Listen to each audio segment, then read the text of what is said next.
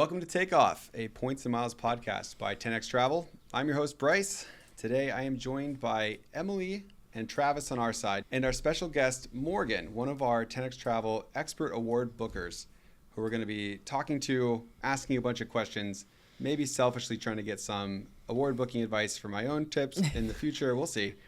But all those things in just a minute. But before we dive into that, I want to mention that if you are still new to Points and Miles or just feel like you could use a refresher, we recommend going back and checking out episodes 1 through 6 of this podcast, where we cover the basic fundamentals of Points and Miles. It's kind of like an audio version of our course for those of you who prefer to listen instead of read. And for any other lingering questions, be sure to join our Facebook group, the largest Points and Miles Facebook group on the planet, at currently over 350,000 members. As I mentioned, in today's episode, we have a special guest. It is one of our award booking experts, Morgan, who's going to join us and share some tips from her own travels, mastering the art of redeeming your points and miles, dear listener. And I believe that I've actually personally done an award booking with Morgan before, so I am one of you in this case, asking all sorts of questions, getting kind of the behind the scenes look at things, and hopefully learning quite a bit about cashing in those points as we go. So as we jump into that, Morgan, thank you so much for joining us today from quite far away, I understand. We're super excited to talk to you, get some of your best tips for redeeming points and miles, hear those stories. But before we do that, could you start off by just introducing yourself a bit? Who's Morgan? What are you into? Where are you from? What's kind of your introductory elevator pitch, if you will? Yes, thanks, guys. I'm Morgan. I'm originally from Clearwater, Florida. I currently live in Noosa, Australia. I initially started when I was backpacking Southeast Asia with my friend Michelle, who also works for 10xTravel. Oh, I didn't know that. That's amazing. I didn't know that either. I didn't know you guys were friends. How cute. Yeah. Fantastic. Nice. Can you give us an idea on the timeline of that? How long ago did you first kind of stumble into this? And also, how did you end up from Florida to Australia? So I first started, about 5 years ago. I took the email clickbait offer for the 20,000 points, but it did turn out well because that was during COVID, so most of the travel was domestic. Southwest was great. Ended up in Australia traveling. After college, I was going to backpack. My 3-month backpacking trip turned into 3 years. I was in Indonesia if I'm going home and if I was going to go back to medical school, or if I wanted to go to Australia and work. I ended up going to Australia. I loved it. I love life-work balance. I did the 2 years working holiday. I did come back to the States during COVID, and now a permanent resident, hopefully staying here for good. But Yeah, I don't know if Travis feels the same way after just a short stint in Sydney, but I definitely wanted to relocate to Australia after a 2-week visit. I unfortunately can't give my pitch to Australia, but my wife has started saying that she wants to open a winery and cheesery in New Zealand. So I love it. Yeah. So will it happen? I don't know. If anyone knows how I can buy a vineyard and some cows with points and miles, please, I'm all ears, because that's one I haven't figured out yet. You might be looking for a cashback offer there. I don't know. Yeah. I don't think you're going to get any category bonuses on cows, but who knows? Maybe a new product coming down the pike. Yeah, it's white space. Fantastic. Super interested to hear more about kind of living in Australia and that whole thing. But we'll kind of come back to that. I want to dive into one of the questions that I am particularly most interested in, and one that I imagine get a lot after you describe kind of what you do. Can you tell us your first redemptions to where you started to feel like, I get this, I could help other people do this. I'm going from, I took the offer that was kind of emailed to me to, I professionally help other individuals redeem their points and miles. What's that learning curve look like? And was there ever a point in which you thought, all right, I'm good at this? Initially, when I started helping other people, I don't know if I was exactly an expert yet. I had a strong understanding of how to find award space, but I don't think I quite grasped the partners between One World or Star Alliance, and then also transfer partners of each credit card, and how to find space in different programs. I did probably start helping other people before I was quote unquote an expert, but it was through that where I really solidified my understanding and expertise and how to find that award space and where to look of doing it, I think is the best advice, and following the course, of course, but also the transfer partner cheat sheet that's listed on the website has a lot of great information of how to book what airlines through what programs, and then what programs are partners with each other. You can also compare prices and see which program is actually best to book through. Yeah, it's crazy. It's like, it's one thing to be booking your flights for yourself or even helping friends and family, but getting thrown in to helping other people. I imagine you picked it up pretty well. I know that you picked it up pretty quickly. You do an awesome job and get a ton of fantastic shout outs in the Facebook group. I was going to say, I find my family is actually the hardest to book for. I've been trying to convince my own family to take a vacation with me, and they're located in Tampa. Their requirements are just insane of like, they're the hardest clients. Don't exist of, minimal travel time, no repositioning, or doesn't leave at like midnight. I'm like, okay, well, they really just want me to come home, but I'd love for them to be somewhere cool. Yeah, make the restrictions so difficult that the only option is for you to just fly home. I like it. It's it's a tactic. We obviously kind of joke about this, right? Morgan's family, if you're listening, thank you for letting me kind of tease you a little bit. But all of those are actually, Emily, myself, and Morgan have all worked in the award booking. Morgan has by far done significantly more than Emily or I have. But I joke about that because those kinds of restrictions are things that you see sometimes, right, Morgan? What kind of like tips or advice would you say to people whenever they're looking to engage the service or do their own award searches, especially in terms of those parameters of like number of stops, layovers, repositioning, etc.? I think the easiest thing to see if what they're looking for actually exists is just to search on Google Flights. Not that the flights on Google Flights are available with points and miles, but just to see if it's even possible to get from their tiny home airport to where they're going with one stop or two stops. It also helps find what other alternative options are suggestible. So if people were to reach out with more constricted requests and see if it's possible, but then also be able to suggest an alternative, something that we may be able to find more award space for. But sometimes if people are too strict, it might just be better for them to book cash, but not all cash fares are available with points. So if they are super strict on times or dates and class, they might have to save their points for another time where they can be more flexible. Yeah, and then it becomes like, is there an opportunity to use the portal? Is it reasonable? Do you have some kind of card that might offer rebate? Just like thinking of any other possibilities. But I like the suggestion of just starting with Google Flights, because it's like, can you even do that without points? Maybe not. Yeah, does this flight even exist? And I did that really quickly. It took me about 12 seconds. There's not a flight from Tampa to Tokyo with less than 15 hours of travel time. So we can already scratch that one off the list.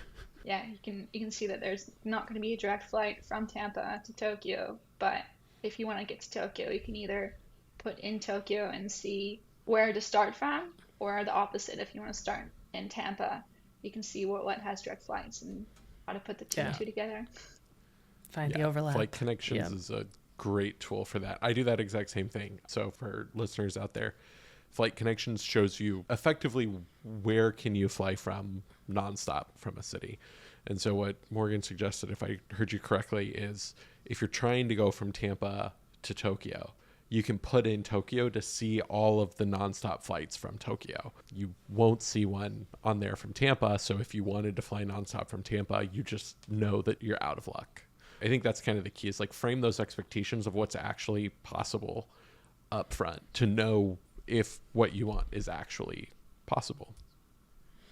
So I feel like I can already hear the voice of our common reader here thinking, wait a second, that's now 3 separate websites that you've mentioned just to kind of piece together the start of the search process. That sounds like a lot of work. Like, I'm overwhelmed. I have kind of like analysis is the term approaches you in that scenario. Have you ever been asked that sort of question where someone says, how do I even begin to approach this with all these tools and strategies to think about and just kind of start fresh? I think basics are great. Don't make it too complicated. And in the analysis paralysis that there's really not too many bad decisions or mistakes of points are meant to be used, and maybe your first few redemptions won't be the greatest, but eventually they'll start becoming more comfortable. So you don't need all the fancy tools in order to search. I would just go back to the basics of know who your transfer partners are, and then know how to search award fairs on their websites. Seems simple, yeah. Every time I start out to do it, though, I'm like, it's simple. Okay, no, I'm Maureen did one for me recently. I'm going to Antarctica next year. I had found some options myself, but I was like, let me get a second opinion. And you had found connecting on Emirates' new flight from Miami to Colombia. I ended up not booking that option, but I was like, oh, I didn't even think about this one. So it is kind of nice to get that second set of eyes to validate or help show you some options that you might not have even considered. I know that's the reason why we have some people who continue to use the service is they know how to do these searches, but they just kind of like having someone else to be a second set of eyes for them. Sometimes it's the first set of eyes. Well, I think the service is pretty cool in that way, because if you do come and say, oh, I found these flights, like what else can you offer? Or what else would there be? Or can you beat them? Then you'd only pay the $50 deposit unless we do like meet those parameters. So it can just be that second set of eyes if you wanted to double check what you found and see what else is out there. Do you, and I'm kind of putting you on the spot on this, when people come to you that way, how often does Morgan find something better for them?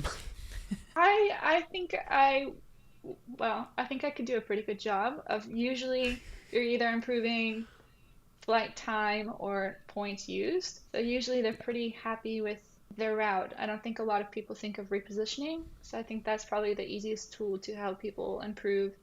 I think one of the ones that I've seen a number of times, and I'm personally bad at this, is the taxes and fees. Like, it's one of those areas that I've just never really dug into how to save on the taxes and fees.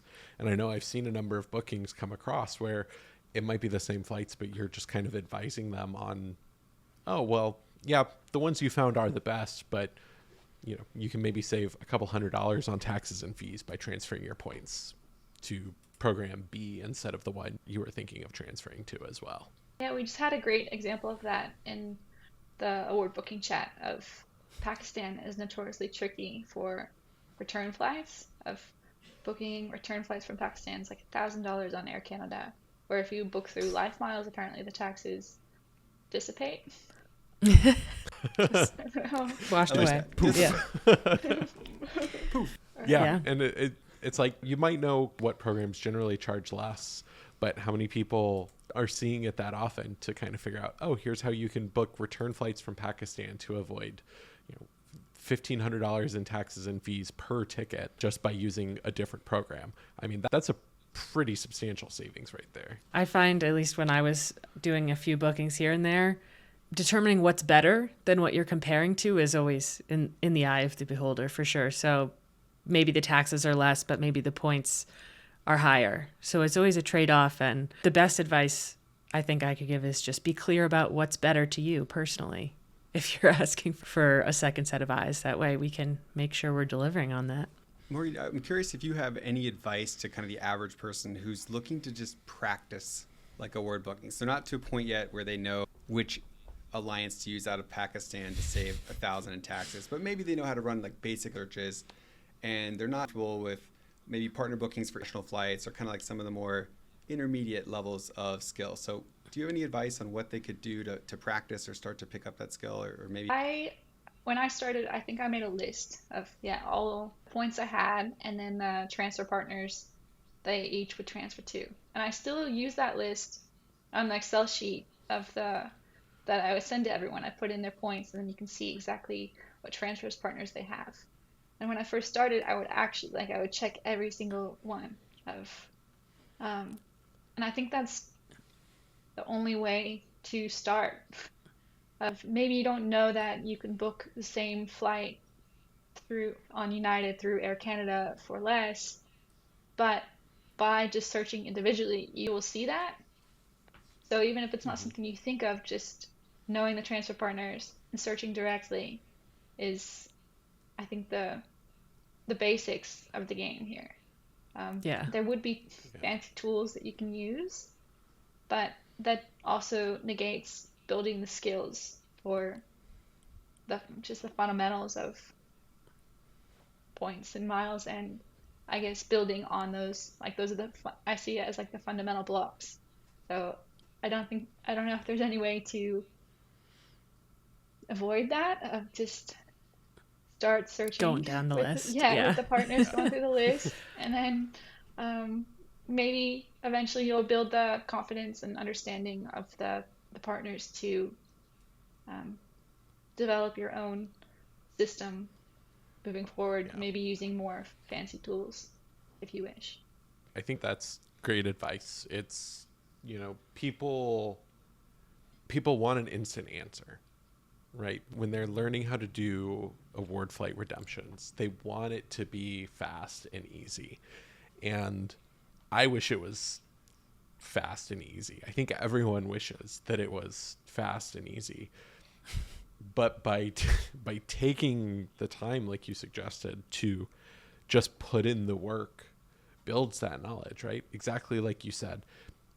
If you have this system and you know that your points that you have transfer to, say, Air Canada and United, you don't have to know that they're partners and that sometimes Air Canada is cheaper in this instance. If you actually just go through the process of looking on both Air Canada's website and United's website, you'll just see which one costs less. And doing that over time is what builds that knowledge base, so that way in the future you'll know, oh, Air Canada is less, or oh, United's taxes and fees are less, but maybe more points. And it builds that familiarity, so that next time you're looking, or maybe 5 times from now when you're looking, you're not necessarily having to manually check all of them, but you can put in the work to really build and develop those skills.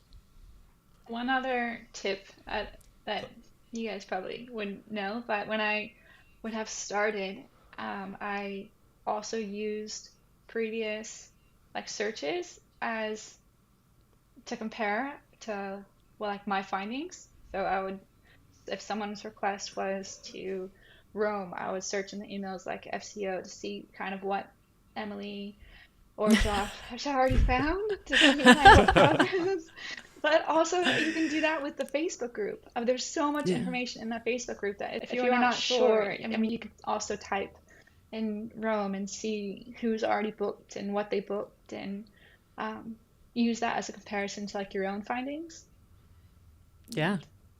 That's a great suggestion. There's so much. I mean, the search function in the Facebook group is, mediocre at best, but sometimes it works, and you can pull up people's past trips and not only get like travel advice, but a baseline of how many points you should be spending if you want to fly round trip economy to Rome, and then take it from there. Yeah.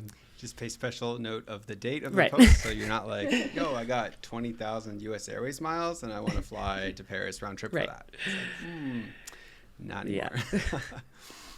anymore. So Morgan, I want to kind of transition to ask some questions kind of about your own travel, kind of in your, your role and your experience. You're probably one of the best points and miles users really on the planet. I don't mean to put that pressure.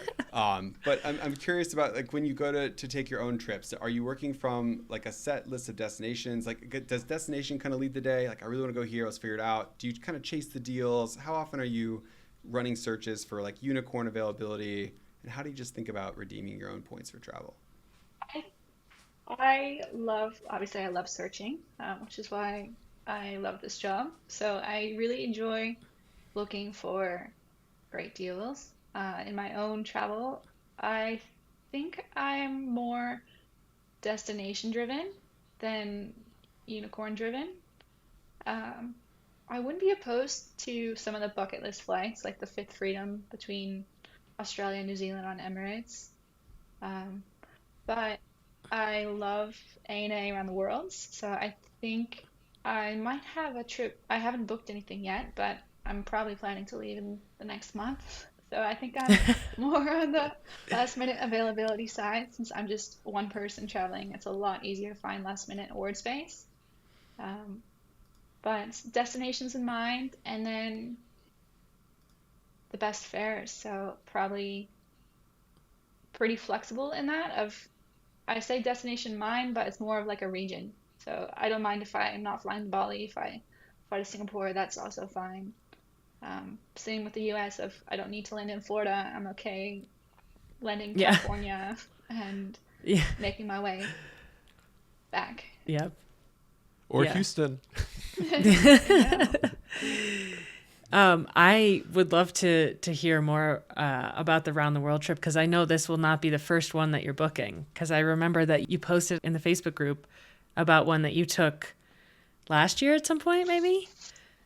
Yes, I think I did my first round the world um, last year, last April, May. I It was the first time I had Amex points. I love Amex points, and I would love to do around the world um, with a friend or a partner, but so I'm like trying to think like, oh, do I save my Amex points to do this with someone?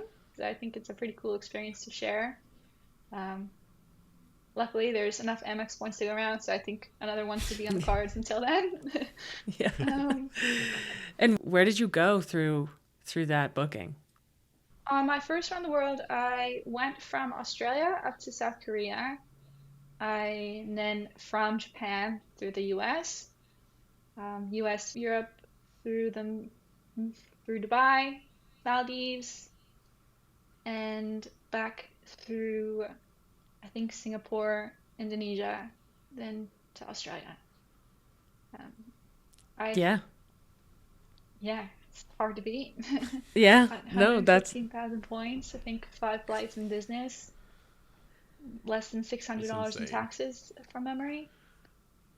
That's just yep. that. That's just crazy. Like good It's a single crazy. card Yeah. bonus. Yeah, it's Yeah. wild. Have either Bryce or Travis, have you guys booked an ANA around the world? No, never. No. Yeah. I mean, I've booked it for someone else, but I've never done it myself. So I'm I haven't incredibly even done jealous. that. Yeah. Yeah. I would love to This. try and do that, but I wouldn't. I would love for no. Morgan to do it for me. Well, I mean, Yes. fly it, you know? How many days were you traveling for? Did you have like a good amount of time in each location, or was it kind of like a Yeah, I rapid had trip? enough time. I think the whole trip would have been 2 months. Um, Maybe a month in the US and then a month between Asia and Europe and the Maldives. Um, I I guess the only downside to ANA around the world is you don't have as much flexibility.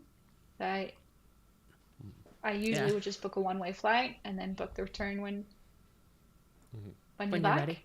Yeah, Yeah. when you want. So ANA does make you lock in dates and plan and schedule a bit more. Yeah. When you do that, right? So you mentioned going to Europe.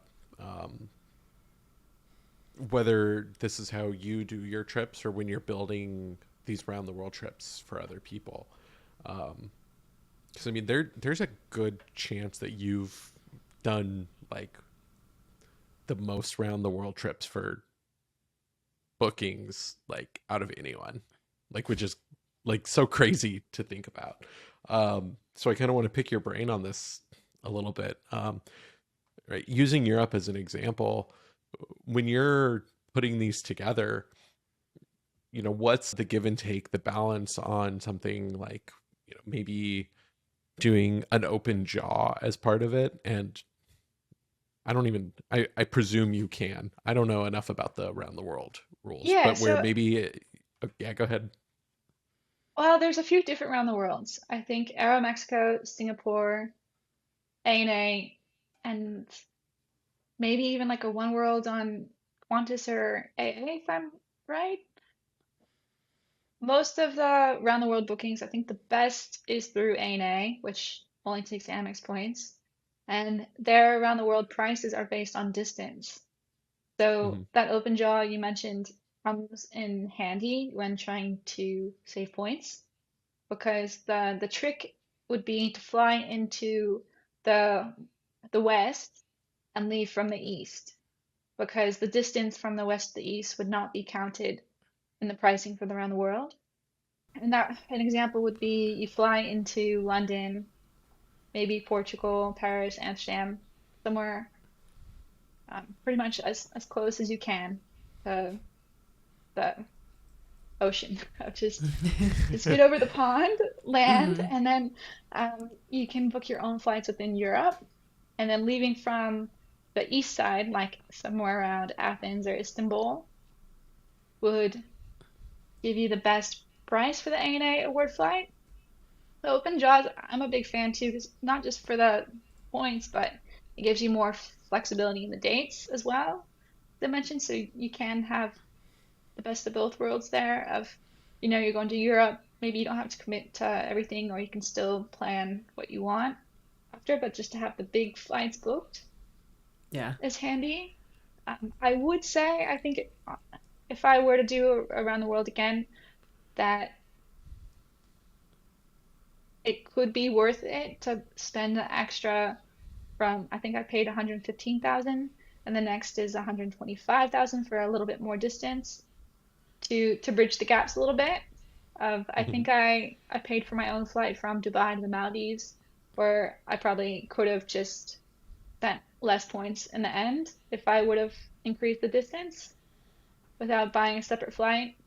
But those, I guess, are my lessons learned, and helps me make better flights for you through my Yeah. mistakes. So that's good. I could be misremembering, but if you do like an open jaw like that, it counts as an extra stopover or like one of your 8 stops on ANA. I can't remember if it.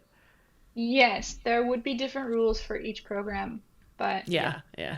something along those lines of you're allowed. Let me pull up. I can pull up the.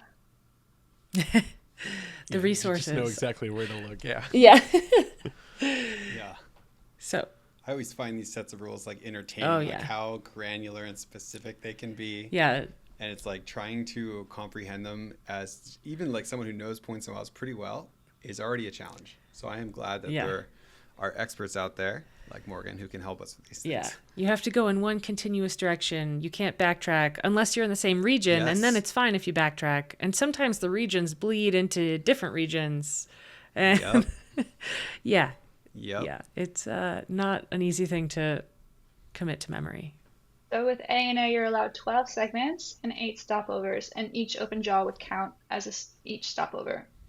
So stopover is more like destination Mhm. rather than like our traditional stopovers, Yeah. Yeah. right? Yeah. Yeah. Yeah. But like you mentioned, like if you're doing Europe and maybe you're wanting to do like Portugal and Paris and Rome and Athens, if You don't you, want to do 5 stops just in Europe. yeah, yeah, it'll eat up stops and that distance. So, Yeah. And you have to piece it all together before to book it, right? Yeah. It's like Yeah, can you talk to us So they about like the booking process, either for your own trip or for others who have done it? Like I know there's so many steps and backup plans involved. Backup plans are Yeah. definitely helpful. Yeah, I guess I see around the world as less about specific destinations and more about the general long haul flights.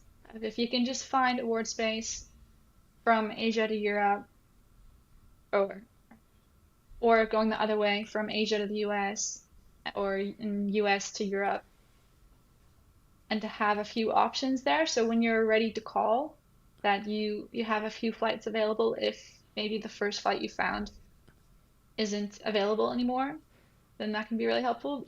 But the process would be, you want to find saver award space.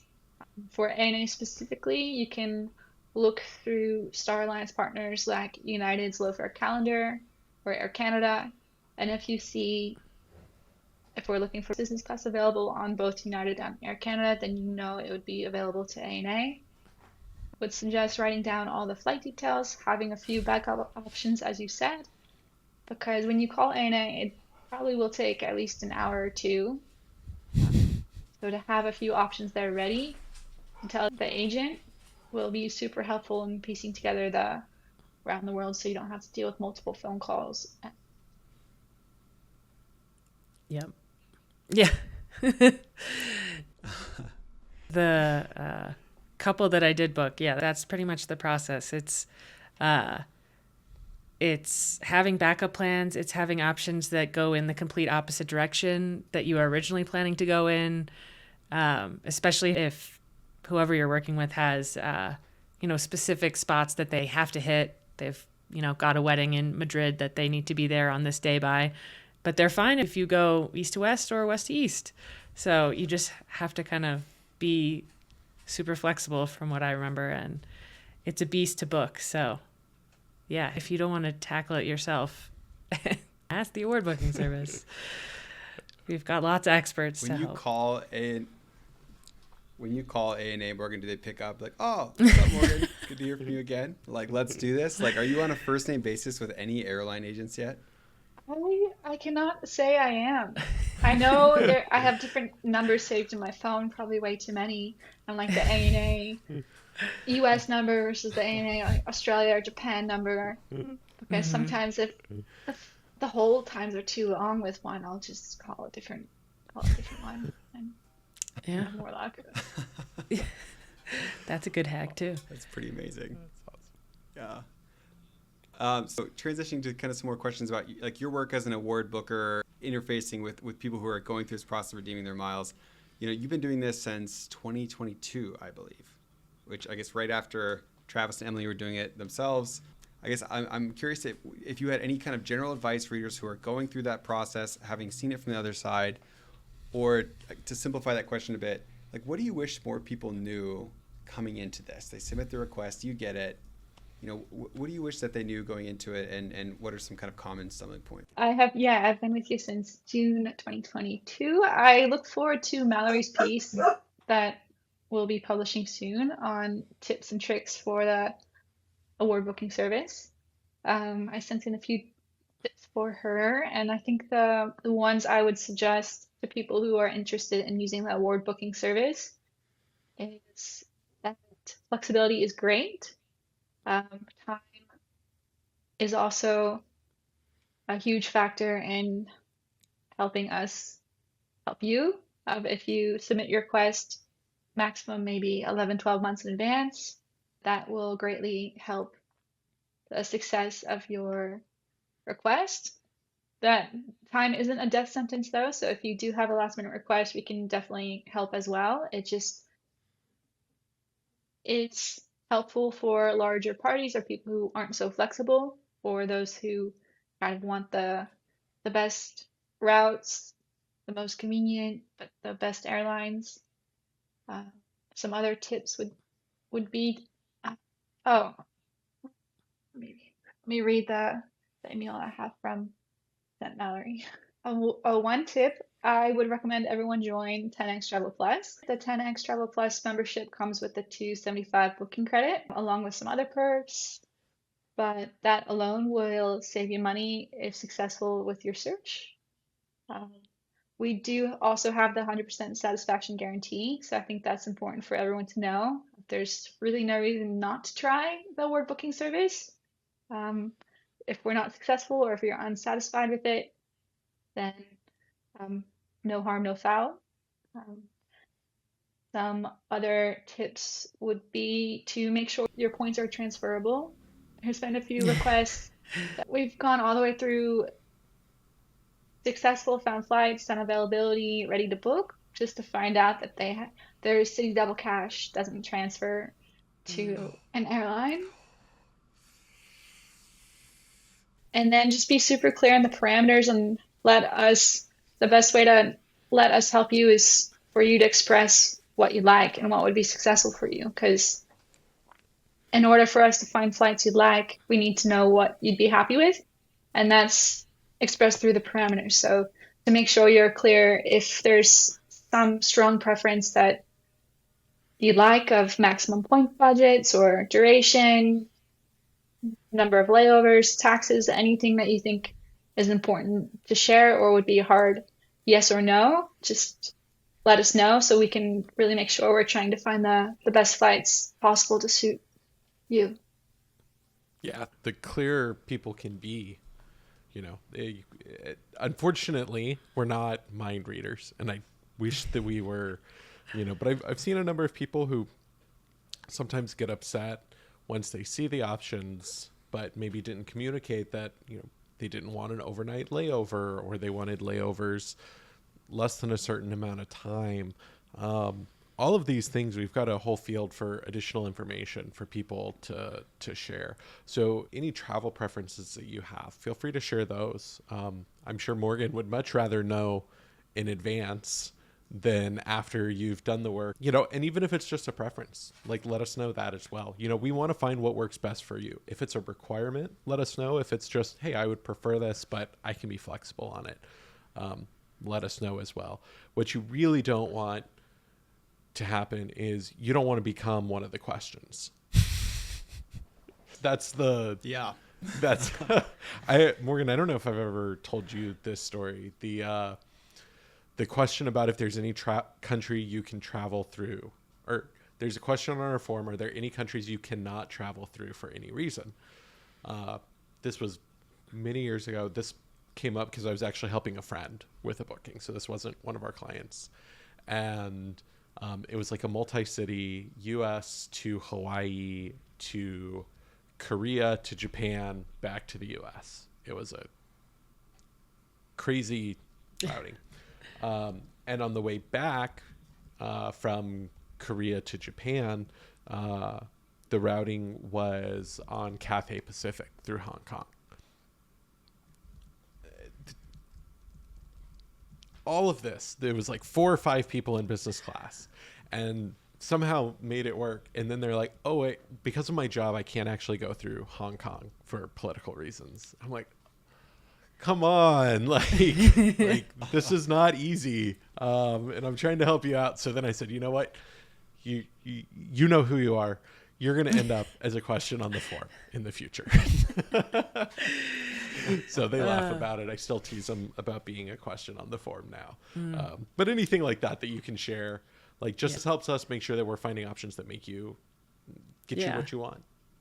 Yeah, I think like one common thing that I've seen that you might not expect to submit as a preference is like who you're traveling with, because that makes a difference. If you've got kids and that means you don't want to do like an overnight flight, if you're traveling with an elderly parent and you can't walk the entire length of the Chicago airport, like these are good things to know.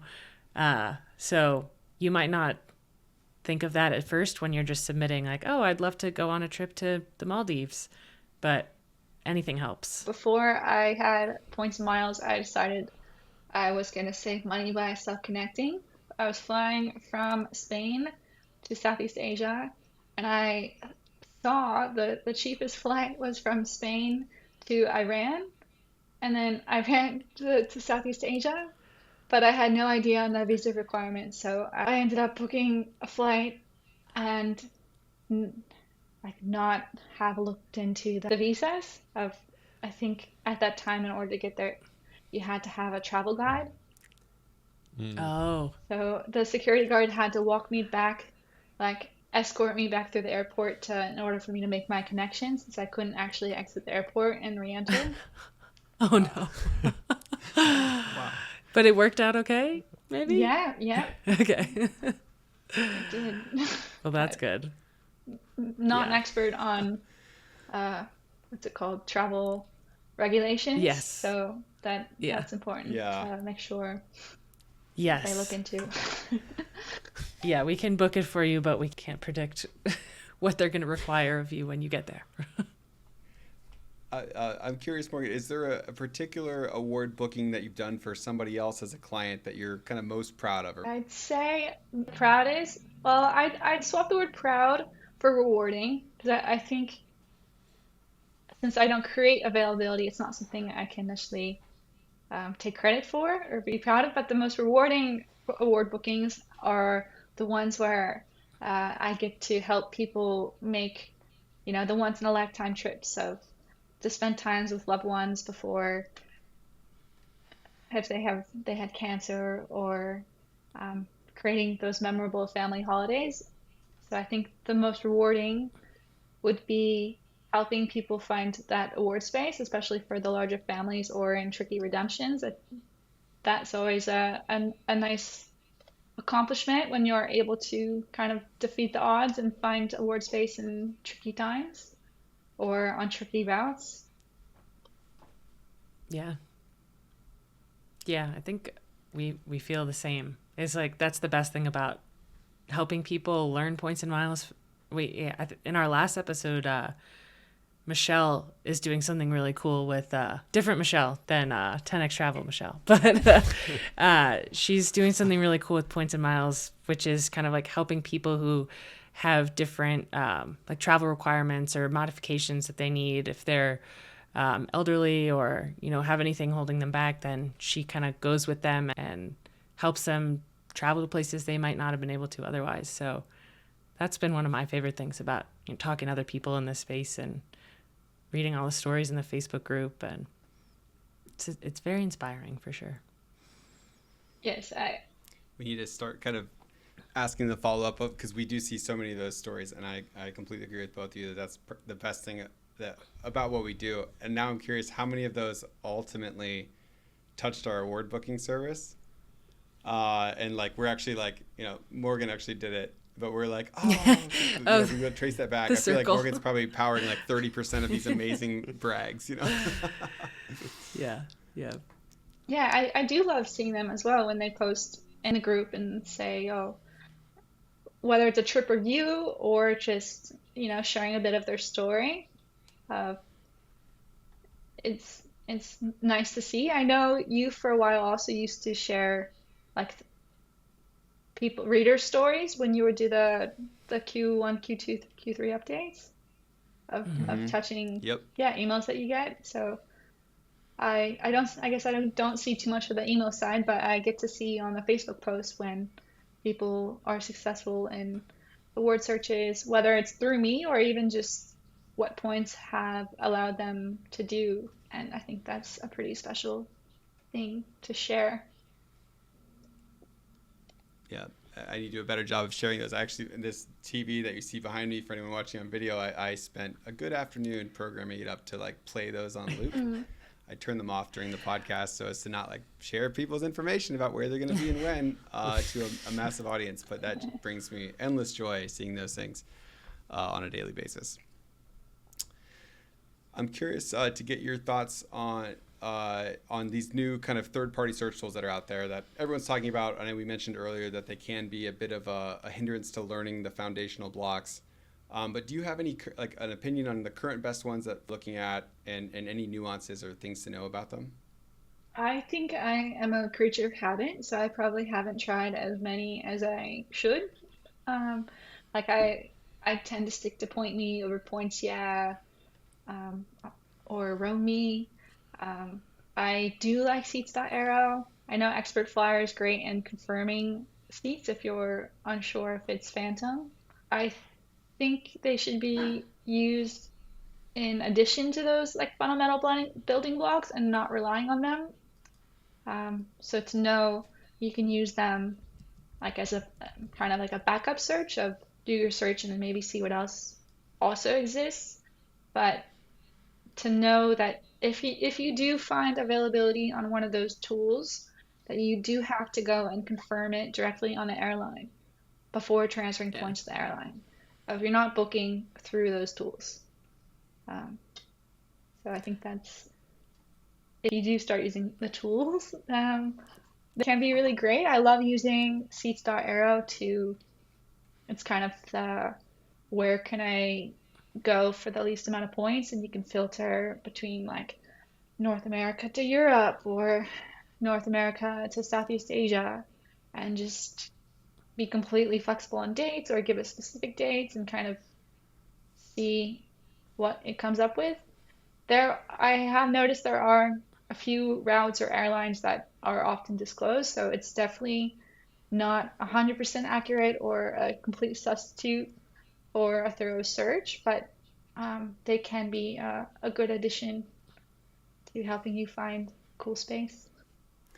Speaking of cool space, do you have any favorite routes or flights or any sort of like combination of either of those things that you enjoy booking either for others or for yourself, kind of hidden gems, if you will? Ooh, that's a good question. I, I mean, in Australia, I probably fly the United Polaris through Air Canada frequently, so that's my most frequent route. I think 75,000 in business is the best you can hope for between Yeah. Australia and the US.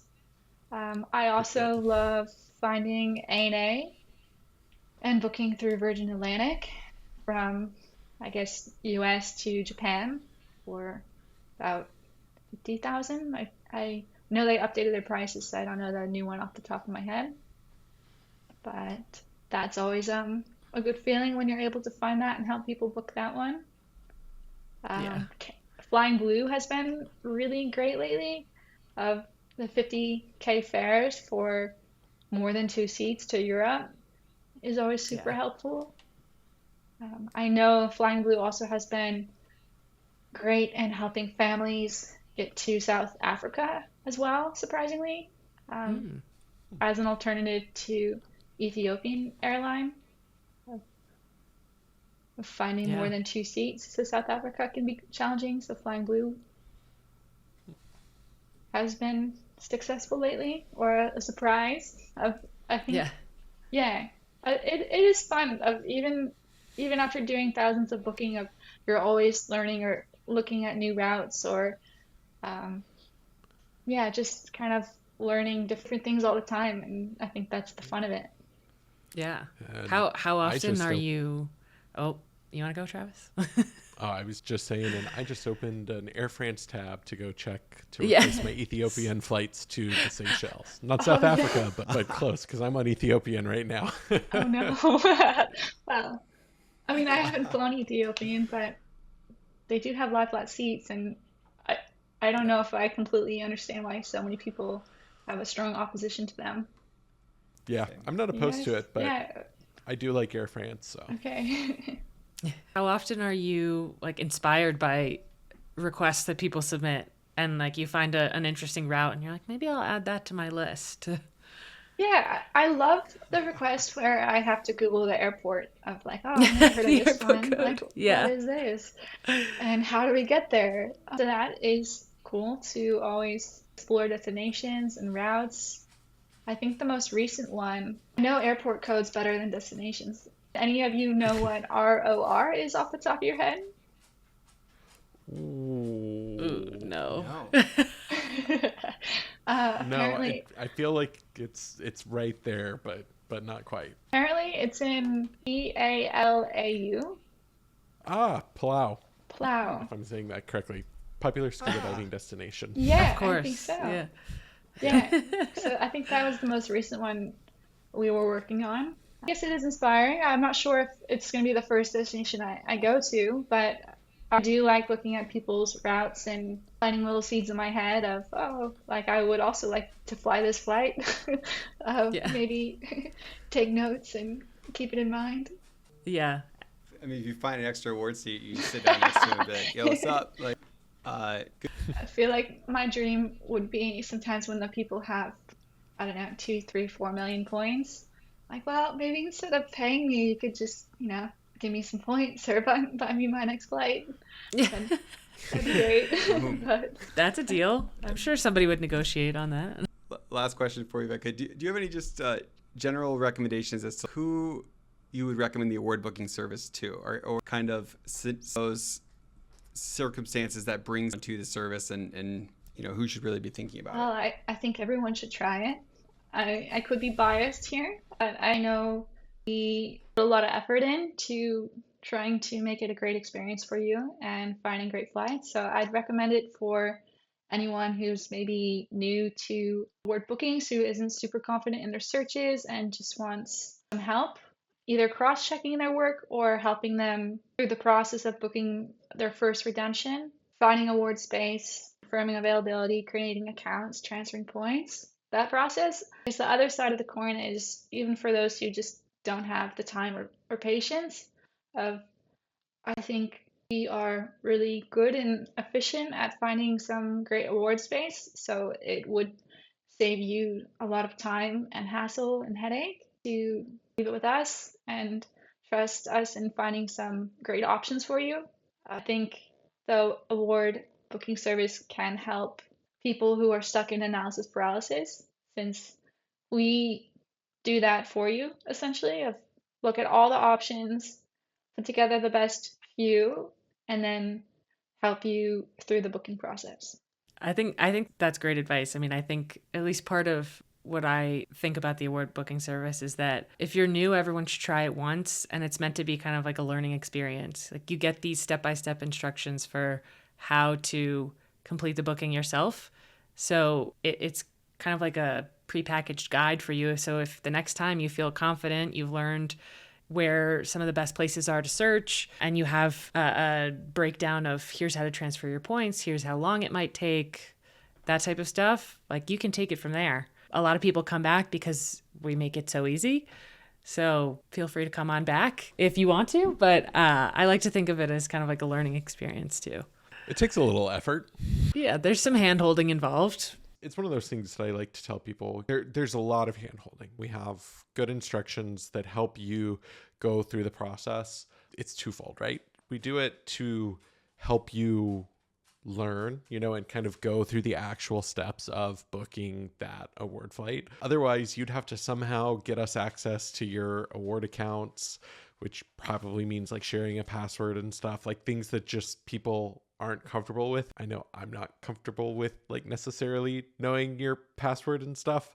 It's just a good way. It's kind of balances both of those of helping you through it while helping to keep the customer's information secure. Well, Morgan, we've obviously had a bunch of questions and picked your brain a lot, whether it's about the award booking service around the world's ROR being the airport code for Palau. And anyone listening to this will probably have a lot of great lessons to take away from you. So thank you for sharing that. But, anything else that you would like to share with anyone? We all start somewhere and we're always learning.